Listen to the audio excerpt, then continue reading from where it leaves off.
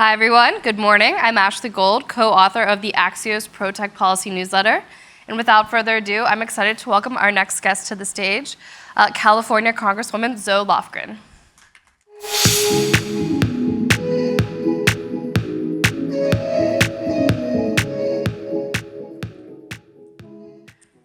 Welcome, Congresswoman. Thank you for being with us today on such a busy day. Thank you. Such changing times. Yes. I want to get kicked off right away. The theme of this event, we're at a sort of precarious moment for the government's role in keeping this scientific edge we keep talking about. We've got potential brain drains at NIST, the NSF, agencies all across the federal government that sort of have that in-house expertise. What does that mean to you? Well, I'm very concerned about what's happening now with Mr. Musk and his gang of minions cutting sort of indiscriminately. I don't think they know what they're doing.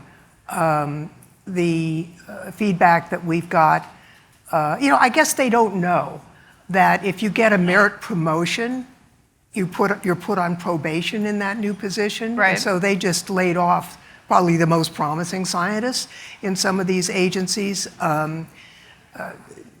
We've got a cutback of communication with the academic world to the point where grants cannot flow, and universities are looking at reducing the number of PhD candidates they admit. So there'll be long-term adverse impacts on science because of what the so-called DOGE is doing right now.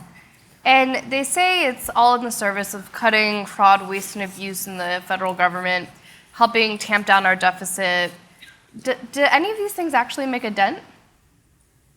Well, you take a look at what science has done for this country. I saw something out of Idaho Labs recently, and they report that 85% of GDP growth in the United States is attributable to science and technology investments.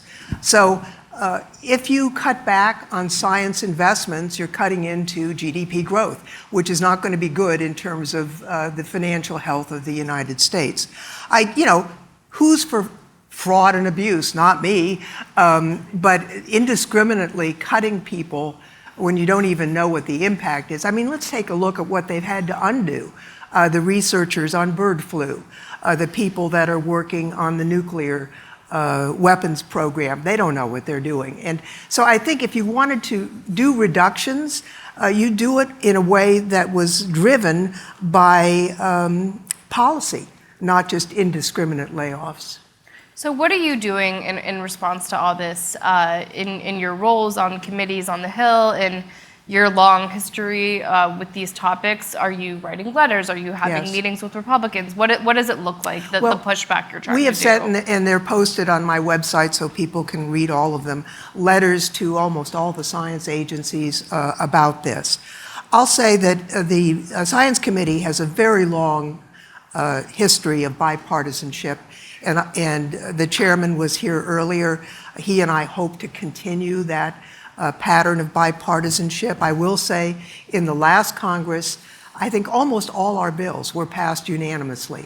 And they were along the lines that he discussed. I mean, a light touch where appropriate on regulation. For example, on what set of regulations will apply to the fusion energy program. It shouldn't be what applies to the fission energy program. And so working on a bipartisan basis, we did that. We did the AI Safety, as we renamed it, but the AI Safety Institute, we did NAIR, although unfortunately the Republican leadership didn't take some of those bipartisan bills to the floor. It's hard. Chairman Babin is a decent and intelligent man, but it's hard to be against your president. I understand that because I've done it. But the Republicans in the House need to stand up and say, wait a minute, stop here. Not because they're against their president, obviously they are not, but the damage being done to the science enterprise is extreme, and in some cases will not be undone. And are you seeing any of that yet? Not yet. And you mentioned the AI Safety Institute. We reported last week that potentially the AI Safety Institute is going to sort of cease to exist in its current form, either by totally shifting perspective or just having a whole lot less staff. What would that mean for this emerging area of AI, the safety of AI models, and the role of the government helping test those models? Why is the AI Safety Institute important? Well, it's important, and I agree with Chairman Babin. I mean, the prescriptive regulatory approach for AI it's not what we want in America. They're doing that in Europe. It's a big mistake. But that doesn't mean you want nothing. Right. And so what we have is actually some safety standards that the public has a right to know. It's not a regulatory scheme. It's similar to what we did with NAIR. I mean, you need to have the capacity to innovate if you're not one of 3 big companies in America. I brought my notes here because we have on our science website an invitation to scientists to submit what's happened to them. And this is what one of those scientists said. My primary responsibilities were to lead large critical funding programs to support science and engineering research in this country. I was a key member of the NSF-led National AI Resource, that's NAIR, pilot effort, and now he's been laid off. So what we put in place on a bipartisan basis that is not prescriptive is being knocked down for no apparent reason and probably without any understanding of what they're doing. And these are things that had bipartisan support Of course. that just passed last Congress. Correct. So it's not like a whole lot has changed since then. No, and really if you take a look at what we've done on the committee, for example, next generation nuclear, we had a unanimous vote in the Science Committee on the outlines of how to promote that. So there's not a lot of partisan contention on the committee. We're of the same mind. We had a bipartisan AI task force that issued a unanimous report. So these are issues where there's consensus between the members in the House, and now you've got some guy with a gang of 22-year-olds just knocking the heck out of it. We're definitely curious to see what happens next there, what sort of holds, who ends up getting hired back, where it sort of shakes out with Congress. So you'll have to keep us updated there. But back to the committee, what do you expect out of the committee this session? What are you hoping to get done, especially now that the backdrop has sort of changed? Well, as I say, I'm hoping that our very long tradition of bipartisanship continues. I want to do that, and Chairman Babin wants to do that, and so I think there's some hope that that will occur. But obviously, the administration seems to have a different agenda, where everything is sharply partisan, and it's very difficult in that sea of animosity to maintain your composure and your focus on what's going to happen on a bipartisan basis. We're going to try and do that. The 3 things that I focus on, not exclusively, but primarily, are fusion, quantum, and AI. And the 3 are connected. And we are falling behind in all of them. That's a matter of, you take a look at what China is doing on fusion, for example. We had a blueprint for fusion that was developed by some of the finest minds in the United States. Then we didn't fund it. China took our plan and they funded it, right? So that's not good for us. Look at what they've recently done on AI. It was jaw-dropping to all of us. And we've got some great stuff going on in quantum, but I'm very concerned. The NSF-funded research that is university-based, some of those grants are now being held up. And so, China's racing ahead on that. They have their own set of economic problems for sure, but it is not causing them to let up on the gas on funding for science research, and we need to keep our eye on that. We can't let China be the standard setting for any of this. We will live to regret that.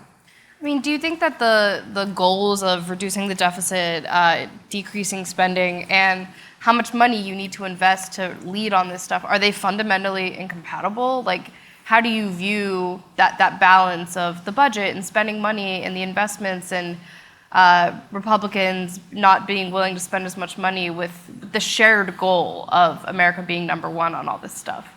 Well, I don't take the rhetoric about deficit reduction very seriously when the plan is to have a multi-trillion-dollar tax cut that primarily benefits the richest people and corporations in the United States. If we were serious about reducing the budget, we wouldn't be cutting all of these programs for that outcome. You know, nobody likes taxes, I don't either, but there are plenty of very affluent individuals in this country who can well afford to pay a little bit more. The billionaire class is not hurting so far as I can see, and to say that they need more tax cuts in the billionaire class, I don't think so. I wanted to ask you about if you could give Donald Trump, Elon Musk, the Doge Squad some advice for how to sort of look at AI and scientific advancement in the US and what you would do to make it its best, what would your advice for them be? First, stop. Stop what you're doing and understand that there is nobody on either side of the aisle that is in favor of waste, fraud, and abuse.